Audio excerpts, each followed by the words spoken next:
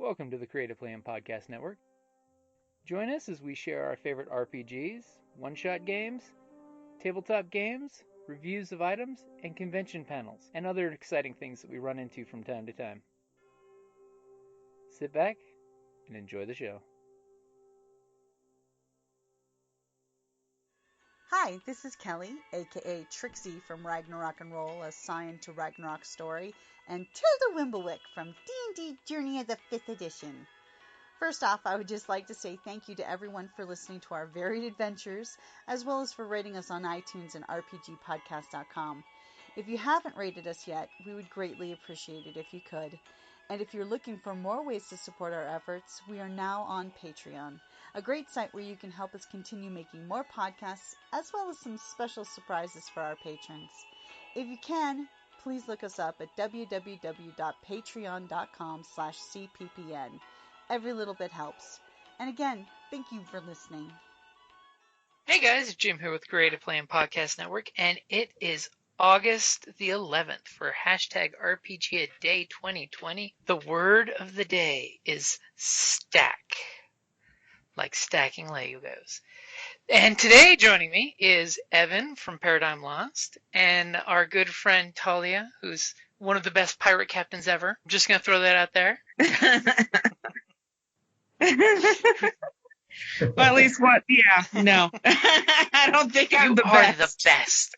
When you roll a natural... My character, I cannot be left alone to my own devices. I am not the best. Or that makes you the best pirate captain that cannot be left alone, see? I was once a pirate cook. I would throw spoons instead of axes at the Renaissance fairs. Okay, now there's a story we have to talk about sometime. Anytime. I would carry around Hitchhiker's Guide to the Galaxy instead of a Bible. It was great. You know what I'm talking about, the one with the gold leaf edges. So, Talia and Evan, go ahead and introduce yourselves real quick in case someone has never heard your voices, which I seriously doubt, but you never know. Okay, I guess I'll... Evan, you want to go first? No, go first, please. My name's Natalia. I am an artist. Look for the Art of Talia Lopez or the Art of Natalia. I don't think there's many Natalias out there. I also do, I have artist ADD, so I do a little bit of everything. I paint, I draw, I sculpt, I do special effects makeup. I'm trying to create an army of zombie chihuahuas, stuff like that. But yeah, that's me. My name's Evan. I'm very similar. I actually recommend checking out Talia's stuff because I looked at it just before this meeting, and it's really good stuff. I really like the cute art, lots of dog stuff, and of course, dogs are excellent. But I'm sort of the same way, kind of an eclectic mad scientist. I do all kinds of stuff. I make dice towers. I make dice. I make trackers, pretty much anything. I even make games. In fact, the last few days I've been writing some backstories for different characters for my game. Yeah, they've been pretty heavy actually. I'm a little heavier than I thought. I wrote I'd say about 10,000 words in about a day and a half. That's crazy proficient. Wow. Well, I just get this sort of madness, so to speak, and just got to get it all out before it goes away. You get into the writing fugue state where it just, you kick in and the writing makes itself happen. You're right. It's sort of been writing itself. It's sort of a strange homage to both Alice in Wonderland and forgive me, Mega Man as well. It's a story about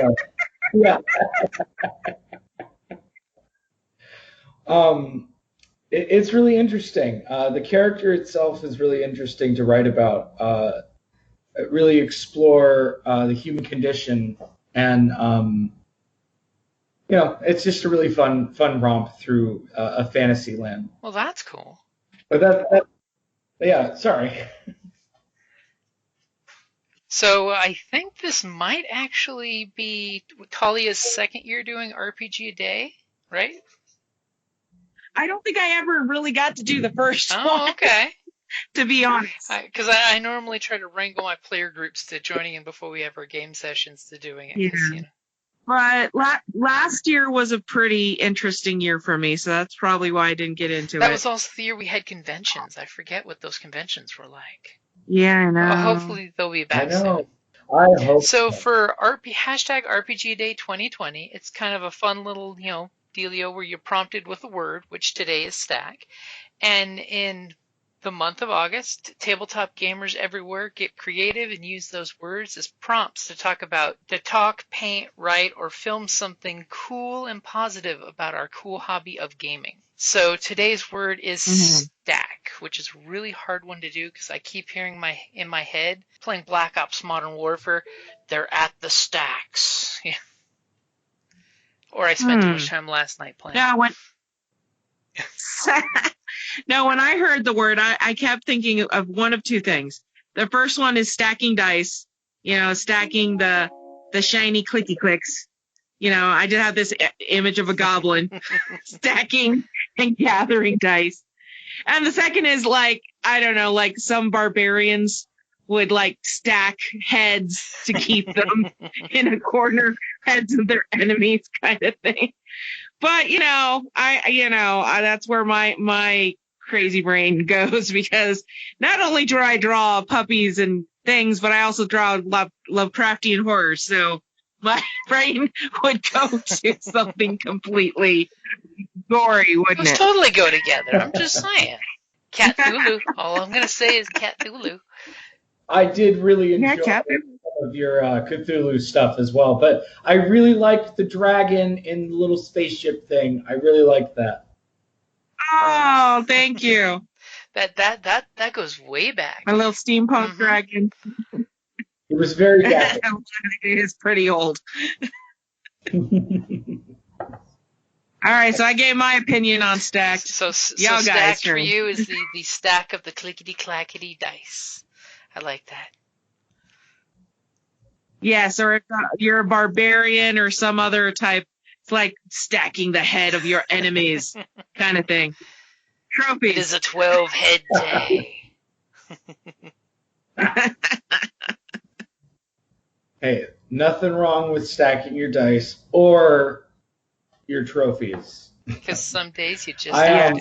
I think stacking for me, actually, James, you mentioned it earlier. Stacking abilities has always been something that I really enjoy, and it's something that I put in my own game.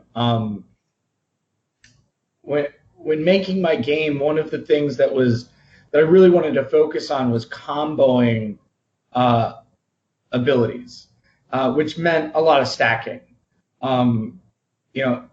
What I want people to do in my game is be able to pull different cards from their deck and use them together.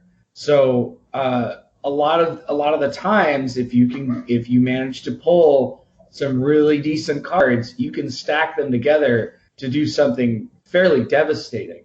Just hopefully it's against a boss and not against a kind of a one-hit monster. Burn your cool combo on a minion. Yeah. But yeah, I really do enjoy. There's actually a lot of games that utilize stacking. Like for video games, for instance, Fallout 76. You put not even 76. Sorry, just Fallout the game. Period. You stack a lot of your abilities together to really make your character in that game effective. Yeah.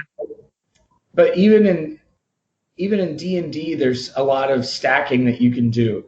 What I really don't care for is actually when games don't allow you to stack, where games they limit you in what you can do with your character. I think stacking is typically a good sign of balanced mechanics. if you can stack your mechanics on top of each other, it typically means that it's not going to break your game to do so. And if it does, maybe your game is already leaning towards being broken in the first place. That's a good point. I mean, think about it. The stacking too could be seen as in a lot of the different RPGs where you basically, I won't say mini-max, but I'll say you path your character's construction and level progress, sort of like the old 3.5 in Pathfinder. You stack the cool feats that all support each other. That's a really good point, because it's in a lot of games they are trying to divide people's jobs and as characters so that you don't have a lot of stacked abilities that overlap.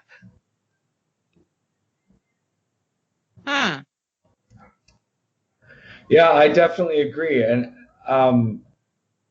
I remember there was a lot. I remember in 3.5 D&D, they sort of made multi-classing sort of confusing because you could stack a lot of the feats that different classes had, and they had to limit that multi-classing a lot so that you didn't have this character that was overpowered compared to characters that were stuck on one path. So yeah. Hey, I remember back in the old 3.5 days, one of my favorite characters was 2OP because he was a monk that had the combat reaction. So he had his modifier in attack of opportunities, and he specialized in the hook chain. So he then had a 10-foot range of attack of opportunities, and then had all these attack of opportunities each round, which made him pretty much broken because, if you hit with it, they have to make the save to see if they trip. So it's one of those of your monk could sit there and just hold an area as, your casters and archers are hiding behind doing their thing with no one getting past the monk and his flying chains of death. I always played a monk. They were very powerful in 3.5. I never did that though. That's a really creative use of the hook chain. And on top of it, monks are nice because you don't have to buy a lot of equipment to be good at being a monk. Yeah. Maybe I'll play a monk next game. Well, they have definitely tapered the monks off, though I do like in 5th edition the monk options that are out there. There's even a Healy kind of monk that's out there now in Xanathars, which is pretty good. But monks are always a fun class to play, as you know from your bosun, the half-orc monk with the vest of many pockets. Oh, I love him. He's the only reason my character is still alive. It's sad when the freaking orc is the fucking voice of the effing voice of reason. I'm sorry about my language. I forgot this is being recorded. Hey, it's labeled as adults, so that's not a problem. Okay, I wasn't sure. But yeah, monks, especially the fact that he was able to stack different things and survive things that we were pretty sure we were all gonna die, so that's pretty darn impressive. Yeah, monks are a good example of, their character is stacked with options because they can burn their key points or their chi points and do extra cool things like, I hit him, he's still alive. I'm going to spend a key point for Flurry of Blows and smack him again. So yes, that is a very good example. Yeah, that is. So for my example for stacked, I will have to say as a GM from a whole meta, seeing combat from the top down effect, I would have to say as a group, players should stack their attacks on their enemies, because if players work well as a team, it's a beautiful thing. But there's ways that you can stack your attacks on top of each other so that, say, Joe Schmo knows that his little dagger's not going to hurt the big bad monster at all. He can instead do the help action, which means he's basically doing the whole I'm waving my dagger menacingly at you and automatically giving the other guy advantage that has that big, massive, head-chopping two-hand axe that's going to take his swing on it to help give him advantage on the attack. And then there's another option that if your character is really good with athletics, you can always attempt a trip or a shove, which when they're knocked prone, will give everybody else advantage on their attacks. Okay. And if you're a class like the monk who has multiple attacks and things, that could be really good that you go up and as your action, once you get multiple attacks, trip the person or even grapple the person and then follow up with attacks. Because one nice thing is when you're grappling somebody, the only thing you're doing to them is immobilizing them. They cannot move until they break the grapple. They can still attack you, and you can still attack them as long as you can still maintain with an action the grapple. So that's one of the nice things you can do, too, is you can grapple or trip. Trip is one of my favorite ones, because that way we all know in 5th that if you trip, you're losing half your movement just standing up. So if you're that paladin, you go up there and attempt to shove with your shield the opponent to knock them down. If it's successful, great. If you have multiple attack, your attack now has advantage because they're prone. So there are other ways just than the straight out combat of running up and hitting it. You can run up and trip it. You can run up and shove it back. You can run up and grapple it so that way they have to wiggle themselves free to escape you. Because we're talking about the monk, so monk is all about the cool things like grapple and trip and knock down and all the cool things that they can do. But pretty much every class can try to do that. Especially if you're good at athletics in your class, that's a big perk. Okay. Because like grapple, it's that's good to know. An athletics roll versus the target's athletics or acrobatics, whichever they pick, because the defender gets to pick the better of the two. Okay.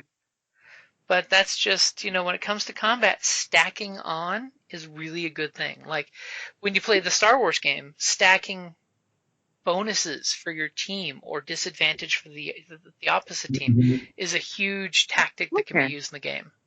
So it's like, I hit the target, I don't have enough advantage to do something cool. Instead, I'm going to give a blue dice to my teammate. Which we've seen in many games that 3 or 4 blue dice can really change a dice roll. That's very true. It really can. And I really have to agree.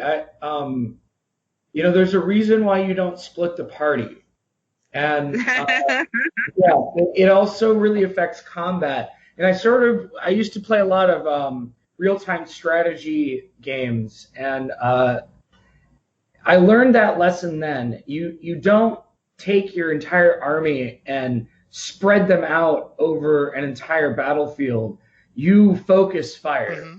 And most of the time, that really will help you out. Yeah, pretty much stack the attacks, so that way you're beating them down like an artillery. It's don't spread it out. Focus fire and take out targets by priority. As the whole meta combat. Take things down as quickly as you can and then move on to the next. That way you don't have a bunch of things doing damage to you. It's only one thing at the end doing damage to you. One thing that comes out and does dragon's breath and wipes you all out at once. Because it waited for you to stack yourselves all appropriately for a cone attack. Yeah. That's bad. So I think we've pretty much stacked the deck as much as we could there. Yes. Yeah. Well, that's actually a good point. Sorry to plug my game again. That's one of the points of my game is to stack the deck, and that's sort of what I was trying to say before. I'm glad you said that. I should have said that. I know when we played it, you kind of explained that aspect to the whole. You can choose to stack your deck however you'd like, and then wait for the bad things to happen. Yep. Especially when you put out on the battle map that horrible volcano with the horrible gravity well. Oh gosh, yeah, a great example of stacking. Stacking one bad thing on another bad thing that makes sure everybody's attracted to both the bad things. Yep. And then watch the bad things happen. Yeah.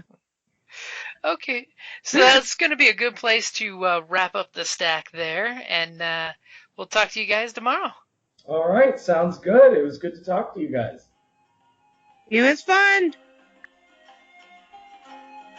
Thank you for listening to the Creative Play and Podcast Network, and feel free to enjoy our other shows such as D&D Journey of the 5th Edition and Scion Ragnarok and Roll, a Scion hero to Ragnarok story. Thank you for listening.